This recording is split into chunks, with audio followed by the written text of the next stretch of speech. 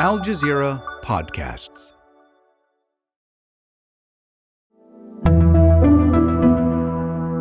Today, U.S. Secretary of State Antony Blinken wraps up his fifth Middle East trip since October 7th. It comes as Israel rains airstrikes down on Rafah in southern Gaza.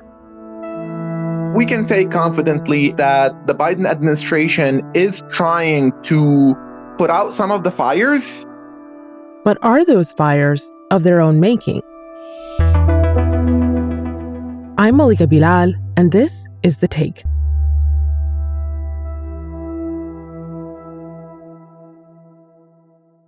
My name's Ali Harb, and I cover U.S. foreign policy, elections, and Arab American communities for Al Jazeera, mainly out of the Washington, D.C. office. So, Ali, U.S. Secretary of State Antony Blinken is about to head back home after several days of diplomacy in the Middle East. He started in Saudi Arabia, then Egypt, Qatar, and finally Israel and the West Bank. Yet another effort to bring calm to the Middle East. U.S. Secretary of State Antony Blinken has arrived in the hope of securing a ceasefire between Israel and Hamas. Now, this is his fifth trip to the region since October 7th. And all the while, the war in Gaza continues. Fears are growing of a new Israeli assault on the south of the Strip. Israel's military has suggested it now plans to advance towards Rafah, close to the Egyptian border. The UN says Rafah has become a pressure cooker of despair. A series of Israeli airstrikes have hit residential areas in Rafah, in southern Gaza, and a warehouse sheltering displaced Palestinians in Deir el-Balah, as Blinken was getting ready to meet Israeli Prime Minister Benjamin Netanyahu in Jerusalem. So keeping all of that in mind, how is Blinken's trip this time any different than the last? It's different in that this time the U.S. Secretary of State is visiting the region with a sort of rubric, a draft deal that could lead to a pause in the fighting, that could perhaps lead to ending the war. So this time there is something concrete. There's an actual proposal that the Secretary of State, Washington's top diplomat, is trying to iron out with the various countries and the various players in the region.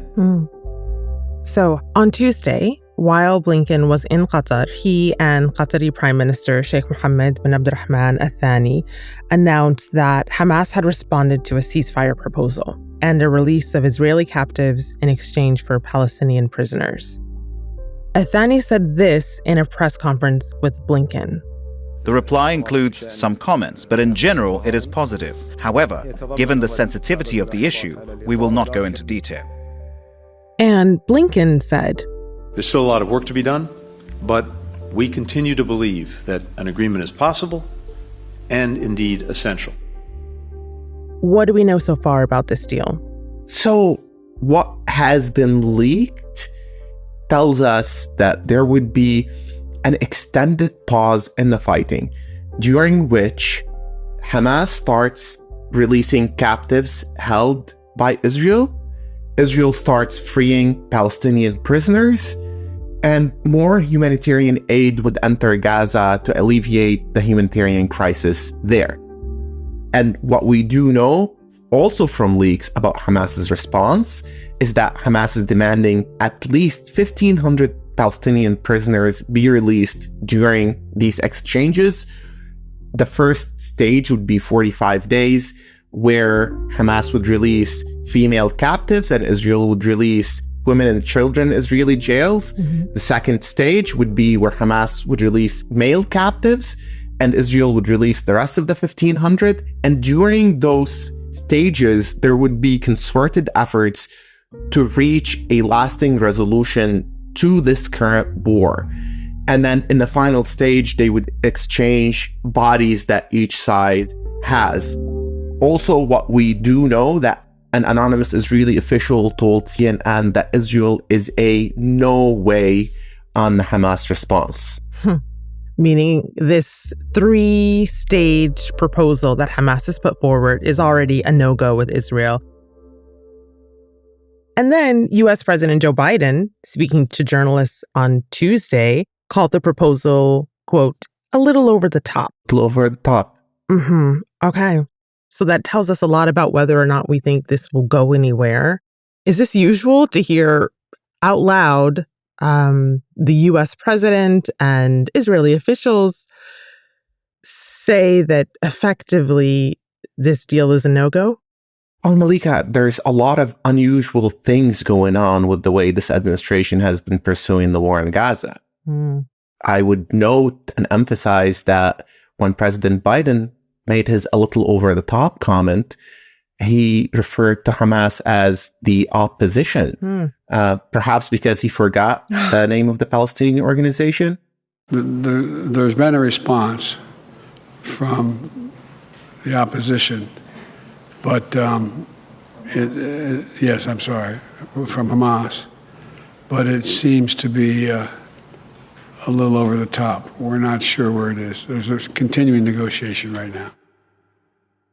But also telling that the President of the United States is blatantly saying that we are a side in this conflict as the United States, and hence Hamas, the other side, is the opposition. So, no, it's not usual for people to come out so strongly and say this is a no-go publicly when the response has just been submitted.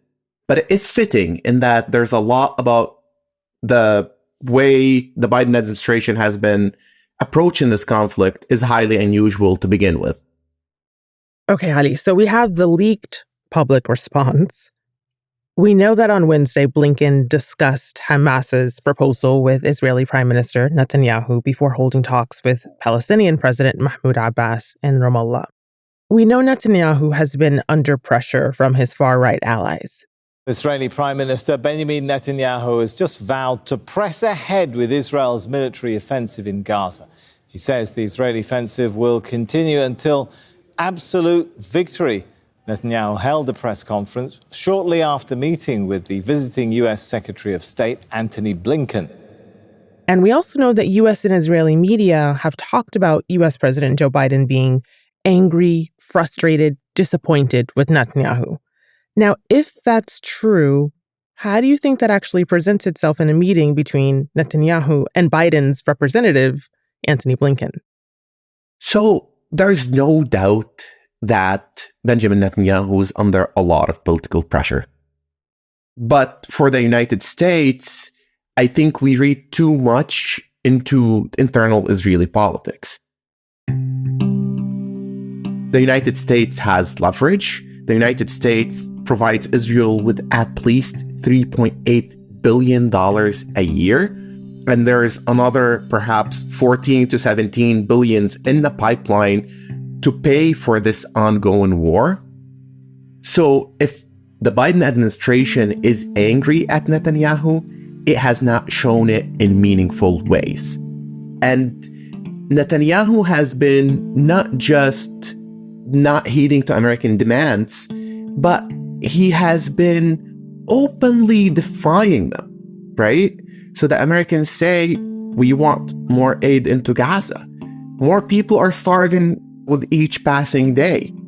The Biden administration has been saying that its entire framework for the broader end of the conflict is the two-state solution. And whether it's truthful or not in a way it would pursue the establishment of a Palestinian state, it's at least saying that for the time being. And Netanyahu comes out and says, nope, we're not going to do that.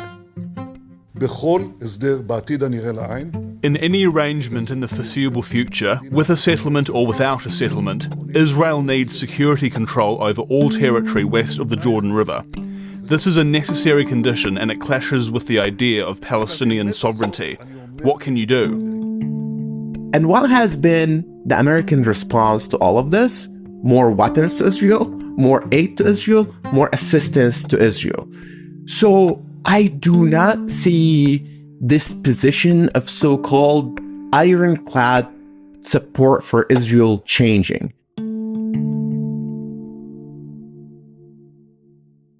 With that leverage in mind, some critics of Antony Blinken say his approach may be, quote, too nice. More on that after the break.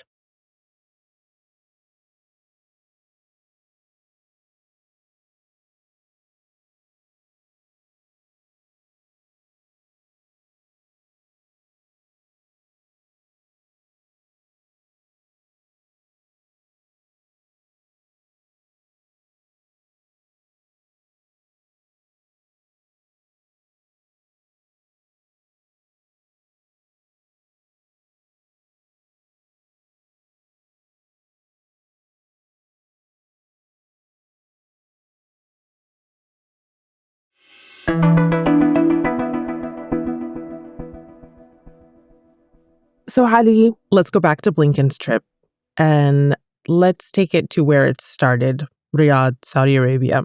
His meeting with Crown Prince Mohammed bin Salman lasted about 2 hours. What do we know about that meeting and what came out of it?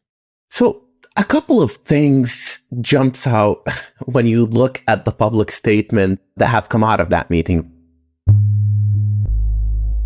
In the readout that the State Department put out after the meeting, it said that Blinken and the Saudi Crown Prince discussed ways to, quote, achieve an enduring end to the crisis in Gaza that provides lasting peace and security for Israelis and Palestinians alike. Now, this is new language.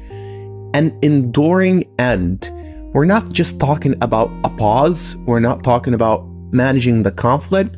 We're not talking about the usual wishy-washy statements about letting in aid and diminishing civilian casualties. We're talking about an enduring end. That's a lasting, long-term solution.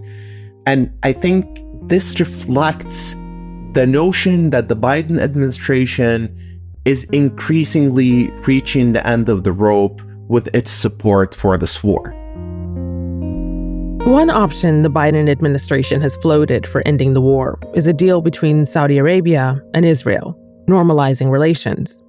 On Tuesday, U.S. National Security Council spokesman John Kirby said they'd received, quote, positive feedback from Saudi Arabia on those talks.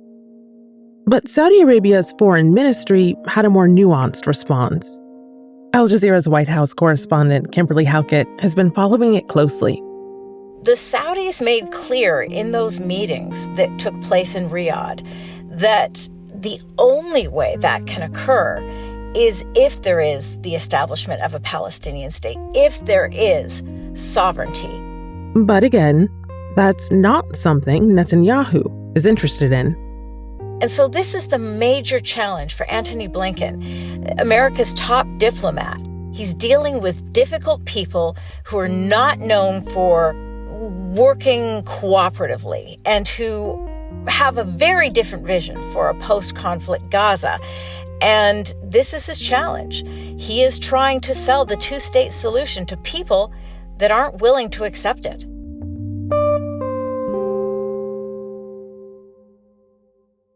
Ali says this is something that the Biden administration should have expected. Even during the peak of these reports about Saudi-Israeli normalization, Saudi Arabia has been saying that, the Palestinians cannot be discounted from here. But to reiterate that in almost direct opposition to what the American officials are saying is very telling. And it's telling about America's diminishing role in the region, frankly. So, Ali, I want to end on the man at the center of most of these talks, and that's Antony Blinken.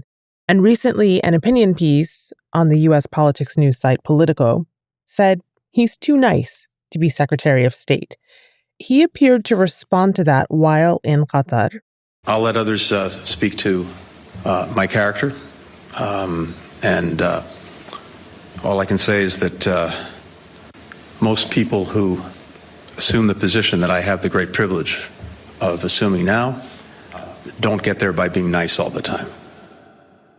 Now, that is just one interpretation of what he's been doing in this role. Protesters against the war say something different.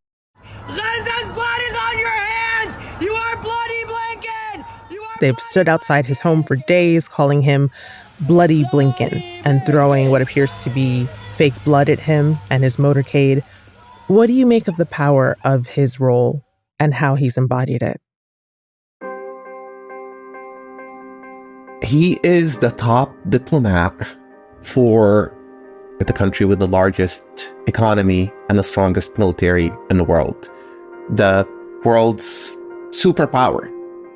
But Antony Blinken, when it comes to this war in Gaza, has only mirrored the Biden administration's unwavering support for Israel.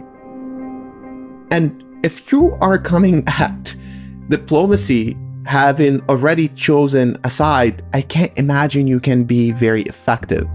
And as for being quote unquote nice, this is a man who's supporting a war that has killed 28,000 people. We're losing count because the death toll is increasing by the day.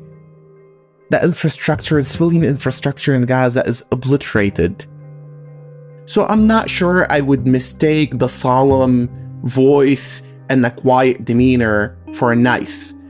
And the political magazine piece talked about Blinken being too nice to Israel, that maybe he needs to raise his voice at Israel. And maybe if he raises his voice, Israel will let in more aid. But to take it back full circle, Israel will not respond to anger, to verbal anger, no matter how animated it is expressed. Israel will respond, however, when the United States, Israel's top backer, tells the Israeli government, we're going to cut you off. We're not going to give you more money. We're not going to give you more ammo if you don't let aid into Gaza, if you don't stop bombing civilian infrastructure. And you can use that leverage in the nicest tone and the nicest voice, and it will make more difference than if you go and yell and scream at the Israelis, then sign off on thousands of tank shells, bypassing Congress, as Blinken has done. And that's The Take.